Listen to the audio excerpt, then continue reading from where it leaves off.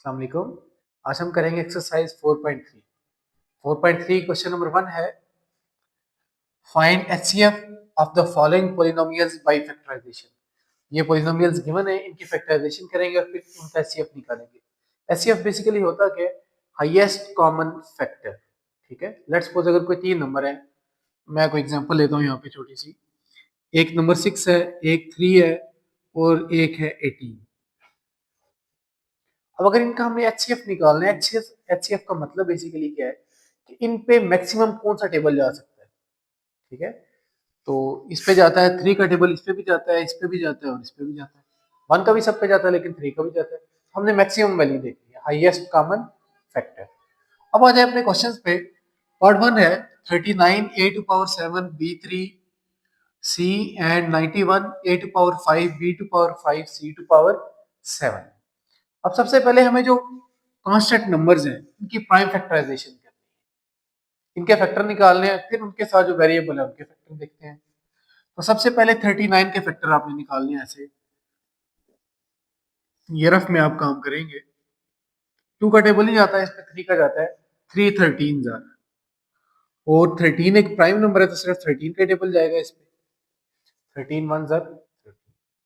इसी तरह जो आपके पास 91 है, इस पे देखिए टेबल, तो ये जाता है सिर्फ 7 का table. 13 7 jar 91। 13 again prime number है तो ये आ जाएगा, इसके अलावा कोई टेबल नहीं जाता इस पे। तो इसकी प्राइम फैक्टराइजेशन ये आ गई। इसका मतलब ये हुआ कि ये जो 39 है, 39 a to power 7 b3 c, इसको हम लिख सकते हैं 39 है तो 3 मल्टीप्लाई 30, ये आ गया 39 की जगह पे। अब आगे variables a b and c। अब आपने चेक कैसे करना है कि इसमें देखे पावर कितनी है और इसमें देखे पावर कितनी है। जितनी कम पावर है उतनी अलग कर लेनी है, बाकी जो वैल्यू है उसकी वो सेपरेट कर लेनी है। यहाँ पे देखिए 5 है, इसका मतलब है अगर 7, तो 5 में क्या ऐड करें तो 7 बनता है, 2 ऐड करें, इसका मतलब 7 की जगह पे हम लिख सकते हैं 5 प्लस 2। और अगर पावर्स की फॉर्म में लिखें तो हम लिख सकते हैं 5 मल्टीप्लाई ए स्क्वायर, क्योंकि जब मल्टीप्लाई होते हैं तो पावर्स क्या हो जाती हैं, ऐड। इसी तरह आगे b की पावर देखें 3 है 5 है, तो ये पहले से ही कम है तो ये b3 ही रहेगा। मल्टीप्लाई c, ये है ही सिंगल तो ये सीधा रहेगा। इसी तरह आप आ जाए इस पे 91 a to power 5 b to power 5 और c टू पावर 7। 91 जो वैल्यू है 7 मल्टीप्लाई 3 13 सॉरी मल्टीप्लाई, अब देखिए a टू पावर 5 पहले से है, ये कम वाली है इसलिए इसी तरह आ जाएगी, क्योंकि जो मैक्सिमम वैल्यू है वो इसमें 7 है पावर। इसी तरह b की देखें तो b की पावर 3 कम है, तो अगर इसको मैं तोड़ के लिखूं 5 को तो b3 मल्टीप्लाई b2 आ जाएगा। इसी तरह आगे जो c है, c टू पावर 7 है लेकिन एक सिंगल हमें चाहिए तो ये आ जाएगा। अब निकालने हमने कॉमन। ठीक है, कॉमन फैक्टर्स।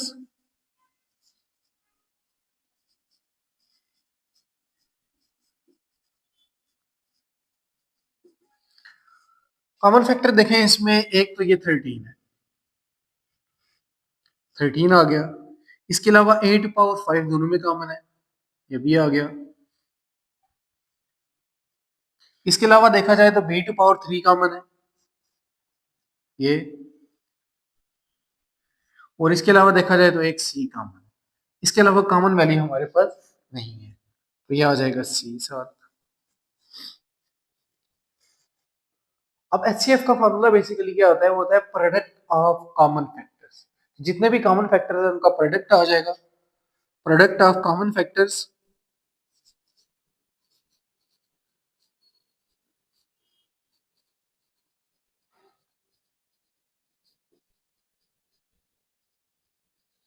ये बेसिकली है एचसीएफ के इक्वल, और इसकी वैल्यू क्या आ जाएगी 13, और साथ ये वेरिएबल्स आ जाएंगे a to power 5 b to power 3 और c। तो ये आ गया इसका, इस वैल्यू का HCF आ गया।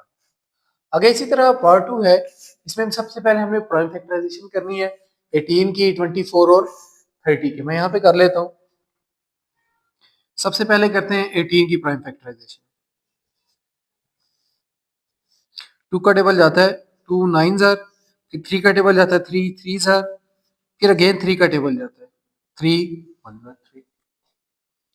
इसी तरह आगे जो वैल्यू है वो है 24, उसकी प्राइम फैक्टराइजेशन भी करते हैं 2, उसके अलावा 2 12 jar, 2 6, 2 3 and 3 1।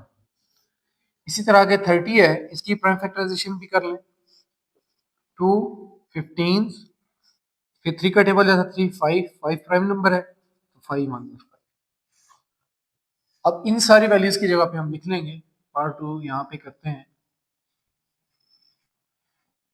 18 x cube y square z is equal to, 18 की जगह पे इसके फैक्टर लिखेंगे 2 multiply 3 multiply 3, 2 multiply 3 multiply 3 multiply. अब देखिए एक्स क्यूब है, यहाँ पे सिंगल एक्स है, यहाँ पे एक्स स्केयर है। इसका मतलब है हमें किस फॉर्म में चाहिए, सिंगल, और बाकी वैल्यू अलग कर देंगे मल्टीप्लाई एक्स स्केयर, जितनी कम से कम होगी वो हमें रिक्वायर्ड है। उसके बाद है वाई, यहाँ पे वाई स्केयर है, वाई स्केयर यहाँ पे सिंगल वाई, तो इट्स मीन्स हमें वाई सिंगल ही चाहिए, तो वाई स्केयर है तो दो वाई आ गए। इसी तरह z यहाँ पे सिंगल है, यहाँ पे क्यूब है, यहाँ पे डबल है, तो फिर भी हमें सिंगल चाहिए मिनिमम, इसलिए ये तो है ही सिंगल, तो ये तो रहेगी ऐसे। इसी तरह आगे 24 x y square z cube is equal to, यहाँ पे 24 के जो फैक्टर्स है वो लिखेंगे 2 multiply 2 multiply 2 multiply 3, 2 multiply 2 multiply 2 multiply 3 multiply, अब x है ही सिंगल है तो ये आ जाएगा, मल्टीप्लाई वाई स्केयर, हमें सिंगल चाहिए तो ये आ गया। इसी तरह z टू पावर 3, लेकिन हमें सिंगल भी चाहिए तो ये आ जाएगा z, और बाकी जो रिमेनिंग है वो z स्केयर आ जाएगा। अब इसको इस तरह भी लिख सकते हैं, और ये जो सिंगल सिंगल भी लिख सकते हैं हर एक में, जैसे z क्यूब है z मल्टीप्लाई z, लास्ट पे कॉमन ले, ये आपकी मर्जी है, जिस तरह मर्जी लेके चले इसको। उसके बाद है 30 x square y z square is equal to, अब 30 के जो फैक्टर है 2 multiply 3 multiply 5, 2 multiply 3 multiply 5 multiply, अब 30 एक्स, यहाँ पे एक्स स्केयर है, हमें सिंगल चाहिए, ये आ गया, और वाई है ही सिंगल, और जेड भी हमें एक ही चाहिए, इसलिए अलग करें। अब यहां से हमने देखना है कॉमन कौन कौन से हैं, कॉमन फैक्टर्स।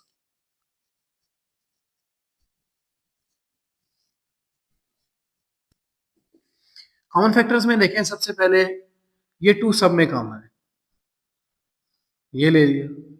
अब ये 2 इसमें आगे कोई नहीं है। अब 3 का देखा जाए, ये 3 इसमें भी है, इसमें भी है, इसमें ये कॉमन आ गया, और कॉमन तब भी आएगा जब तीनों में मौजूद होगा, दो में कॉमन नहीं गिना जाएगा। ठीक है, उसके बाद ये 3 कॉमन नहीं है आगे, क्योंकि ये एक बार आ चुका है। इसके बाद 5 है, ये भी कॉमन नहीं है, ये तो कॉफिशिएंट तो क्लियर हो गए, तो इसका मतलब हम लिख सकते हैं 2 3 आगे। एक्स को देखा जाए, ये सिंगल है, यहाँ पे भी सिंगल मौजूद है, यहाँ पे भी सिंगल मौजूद है, तो इसको कॉमन ले लें, यह आ गया एक्स। इसी तरह आगे वाई को देखा जाए तो यहाँ पे डबल है, यहाँ पे डबल है, लेकिन यहाँ पे सिंगल है, तो कॉमन सिंगल ही आएगा, कोई भी एक ले लें उसको, ये आ गया। इसी तरह जेड भी देखा जाए तो सिंगल वाला कॉमन आ जाएगा,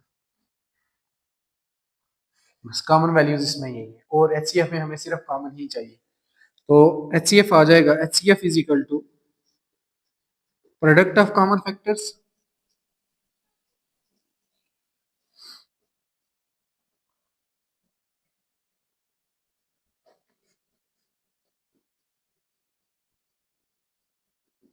तो 2 मल्टीप्लाई 3 कितना हो जाएगा 6, उसके बाद x y z, इनको मल्टीप्लाई करके लिखते हैं। ठीक है, नेक्स्ट आगे है 34 45 60। तो सबसे पहले इनके भी हमें प्राइम फैक्टराइजेशन चाहिए, तो यहाँ पे कर लेते हैं। 30 की तो हुई है यहाँ पे, आगे 45 की चाहिए, यहाँ पे कर लेते हैं 45 की पहले।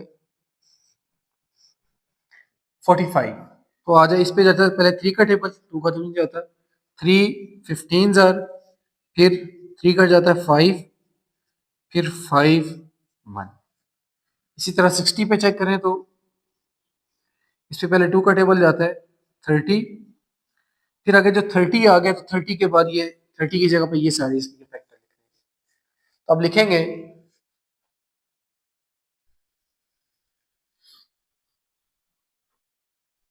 30 x टू पावर 5 y। 30 के फैक्टर लिखेंगे, वो है 2 मल्टीप्लाई 3 मल्टीप्लाई 5,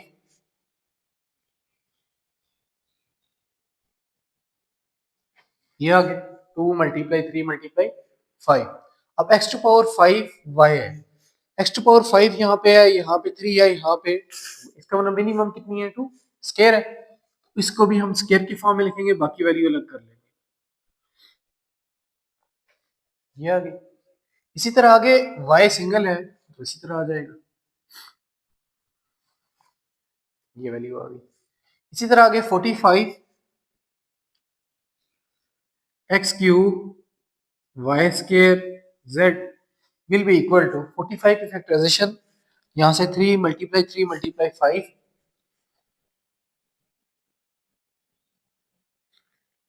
5 और आगे x क्यूब है, लेकिन हमें मिनिमम कितना चाहिए, x स्केयर चाहिए, तो x क्यूब है तो इसको लिखेंगे x स्केयर मल्टीप्लाई x। इसी तरह y स्केयर है, वहां यहाँ पे सिंगल है तो यह हमें सिंगल चाहिए, ये आ जाएगा y मल्टीप्लाई y, और z है ही सिंगल तो ये आ जाएगा। इसी तरह आगे 60 की, 60 x square y cube z will be equal to 60 है, यहाँ पे चेक करें 60 के मैंने बताया है 2, 30 आगे 30 की फैक्टराइजेशन लिखते हैं, यानी कि आ जाएगा 2 multiply 2 multiply 3 multiply 5, 2 multiply 2 multiply 3 multiply 5, और एक्स स्केयर, यहाँ पे हमें चाहिए एक्स स्केयर क्योंकि मिनिमम यही है, वाई क्यूब है लेकिन हमें चाहिए सिंगल, तो वाई मल्टीप्लाई वाई स्केयर आ जाएगा, और जेड इसी तरह आ जाएगा। अब लेंगे कॉमन फैक्टर्स,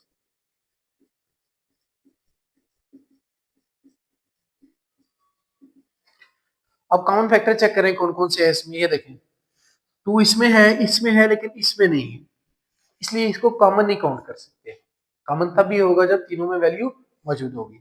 इसके अलावा 3 को चेक करें, इसमें भी है, इसमें भी है, इसमें भी एक है, तो इसको कॉमन ले लें, ये तो आ गया एक 3। इसके अलावा 5 इसमें भी है, इसमें भी है, इसमें भी है, ये भी कॉमन आ गया। इसी तरह एक्स स्क्वायर इसमें भी है, इसमें भी है, और इसमें भी है, ये भी कॉमन आ गया। ये आ गया। इसी तरह आगे देखा जाए तो ये एक्स इसमें है, एक्स क्यूब इसमें है, लेकिन यहाँ पे एक्स और एक्स्ट्रा नहीं है तो ये नहीं आएंगे कॉमन। वाई एक ही कॉमन है सिंगल, तो सिंगल वाला कॉमन आ गया, बाकी रह जाएगा। अब देखिए जेड इसमें भी है, इसमें भी है, लेकिन इसमें नहीं है, तो हम कॉमन नहीं ले सकते। अब HCF क्या हो जाएगा, इन सब का प्रोडक्ट ले लेंगे, वो आ जाएगा 3 5 जार 15 एक्स स्क्वायर एंड वाई, तो इसका भी आंसर क्या आ गया 15 एक्स स्क्वायर वाई के इक्वल आ गया। नेक्स्ट आगे पार्ट नंबर 4 है क्वेश्चन नंबर 1 का, इसमें वैल्यू है 102 p q square r 85 p square q r and 187 p q r square. इसमें भी सबसे पहले जो कांस्टेंट वैल्यू है उनके क्या लेंगे, प्राइम फैक्टराइजेशन करेंगे। 102 इसमें टेबल देखें, सबसे पहले 2 का जाता है 2 51, फिर ये आता है 3 और 17, और 17 प्राइम नंबर है तो ये आ जाएगा 1। इसी तरह आगे देखें तो 85, 85 पे टेबल सिर्फ जाता है 5 का, 5 मल्टीप्लाई 17 और 17 अगेन प्राइम नंबर है तो 17 माना जाएगा। इसी तरह आगे वैल्यू है 187, तो इस पे टेबल जाता है, इस पे भी सिर्फ 11 का टेबल जाता है। 11 17 और 17 एक खुद प्राइम नंबर है तो ये आ जाएगी वैल्यू। अब ये जो वैल्यू है इसको लिख सकते हैं 102 पी क्यू स्क्वायर और विल बी इक्वल टू 102 है तो इसकी जगह पे इसके फैक्टर लिख देंगे 2 मल्टीप्लाई 3 मल्टीप्लाई 17। ये आगे फैक्टर्स मल्टीप्लाई पी है ये अकेला, मल्टीप्लाई क्यू स्क्वायर उसको क्योंकि यहाँ पे सिंगल हमें चाहिए तो सिंगल की फॉर्म में लिख लेंगे, क्यू स्क्वायर है तो 2 बार लिख लेंगे और मल्टीप्लाई ये आ रहा है। इसी तरह आगे 85 p square q r will be equal to 85 के फैक्टर्स लिखें 5 मल्टीप्लाई 17 मल्टीप्लाई पी स्क्वायर है तो 2 बार आ जाएगा, मल्टीप्लाई क्यू मल्टीप्लाई आर। इसी तरह आगे वैल्यू है 187 p q r square will be equal to आ जाएगा 11 मल्टीप्लाई 17 पी क्यू और आर स्क्वायर है तो 2 बार आ जाएगा। अब इसके कॉमन फैक्टर निकालने हैं। Common factors